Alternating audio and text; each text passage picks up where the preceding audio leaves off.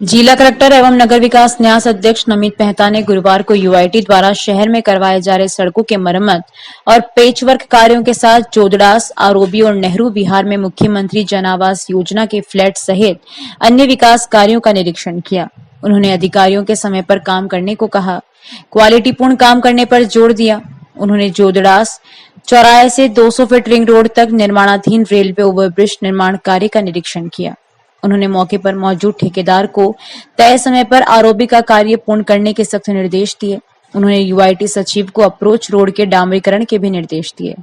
मेहता ने अधिकारियों को कार्य की स्पीड और बढ़ाने के निर्देश दिए ताकि यह ब्रिज जल्द बनकर जनता को समर्पित किया जा सके।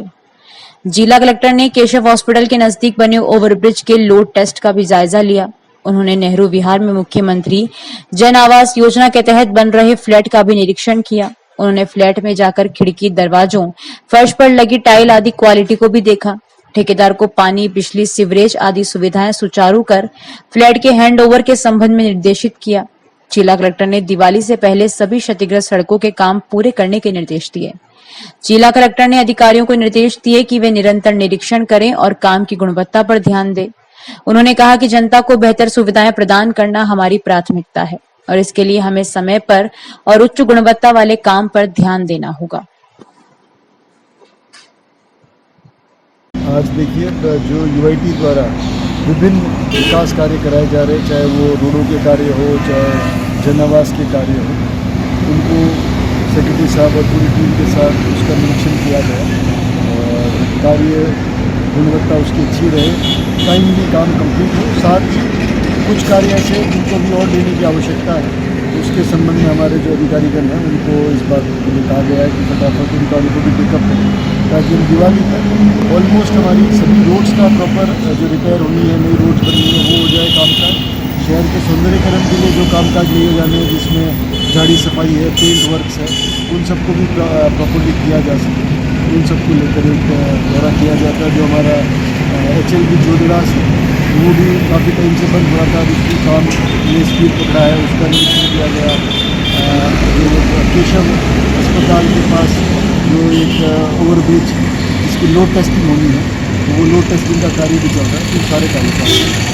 अच्छा, शहर में कई सड़कें अभी भी ख़राब हैं और दोनों सड़कें पे काम चल रहा है। ऐसा नहीं कि यातायात बाधित हो रहा है, भाई दोनों एक सड़क पे काम जो आपने कहा कि शहर में अभी भी सड़कें खराब हैं, तो उसकी आप काइंडली अभी इन्फॉर्मेशन मिल सकते हैं।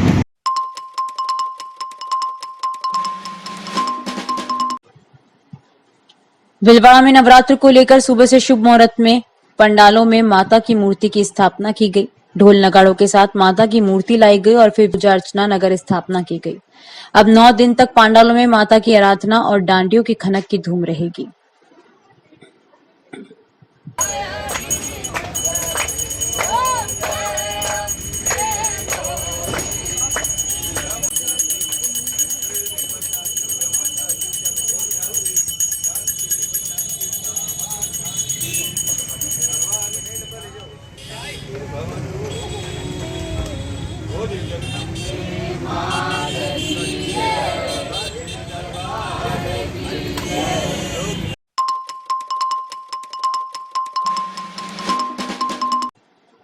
नवरात्र के मौके पर निकाली जा रही पद यात्रा के दौरान ध्वज 11 केवी लाइन को छू गया। करंट फैलने से ध्वज थामे एक पदयात्री की मौत हो गई, जबकि 4 अन्य की हालत बिगड़ गई, जिन्हें रायला में प्राथमिक उपचार के बाद भीलवाड़ा रेफर कर दिया गया।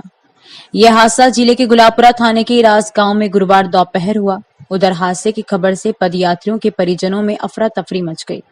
वहीं मृतक के परिजनों का रो रो कर बुरा हाल था। नवरात्र के मौके पर चेना का खेड़ा से बैरवा समाज के 15-20 जने ध्वज लेकर फेरूजी के दर्शन करने जाने जातल के लिए रवाना हुए। ये पदयात्री नाचते गाते ध्वज लहराते जा रहे थे। दोपहर में ये पदयात्रा गुलाबपुरा थाने के इरास गांव से गुजर रही थी। इरास से गुजरने के दौरान ध्वज 11 केवी लाइन को छू गया।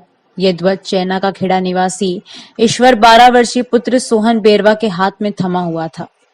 ध्वज में फैले करंट से ईश्वर बेरवा की मौके पर ही मौत हो गई। इसके अलावा चेना का खेड़ा की हरफुल 18 वर्ष, रामेश्वर बैरवा, उमेश 17 वर्ष पुत्र सुरेश बैरवा, गोविंद 13 वर्षीय पुत्र संपत बैरवा और सुनीता 14 वर्षीय पुत्र रामेश्वर बैरवा की करंट के संपर्क में आने से हालत बिगड़ गई। चारों को रायला से जिला अस्पताल भिजवा दिया। प्रेम कुमार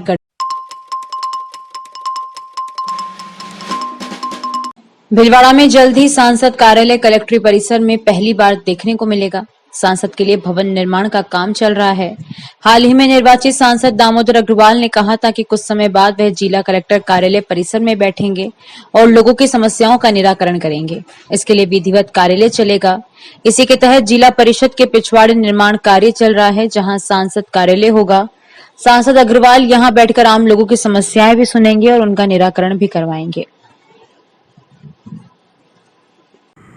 केंद्र सरकार के बाइलॉज और सर्कुलर में facility to member of parliament में प्रावधान है कि कलेक्टर परिसर में सांसद जन सुनवाई केंद्र बने।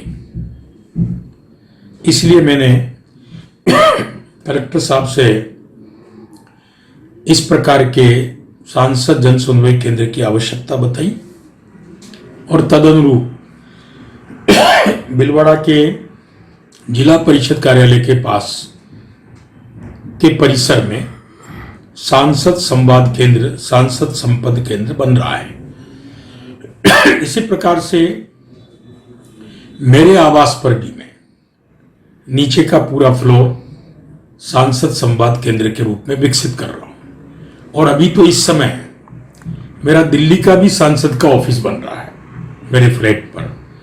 तो दिल्ली मेरा निवास और कलेक्ट्रेट तीनों परिसर में आम जन की सुनवाई हो, वहाँ स्टाफ बैठे, विषयों की रिकॉर्डिंग हो और ऑनलाइन वो सारी चीज़ें प्रोसेस होकर आम उपभोक्ता को, आम मतदाता को मैं कैसे राहत पहुंचा सकता हूं, उसके बेहतर इंतजाम करूंगा।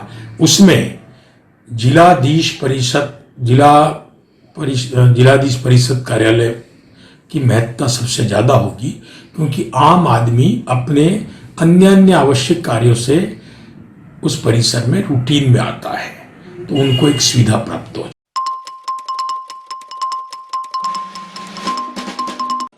श्री रामलीला कमेटी की ओर से शारदीय नवरात्र के शुभारंभ पर शहर के आजाद चौक स्थित रामलीला मैदान पर मर्यादा पुरुषोत्तम भगवान श्री राम के जीवन चरित्र पर आधारित 15 दिवसीय लीला का मंचन आज से शुरू होगा।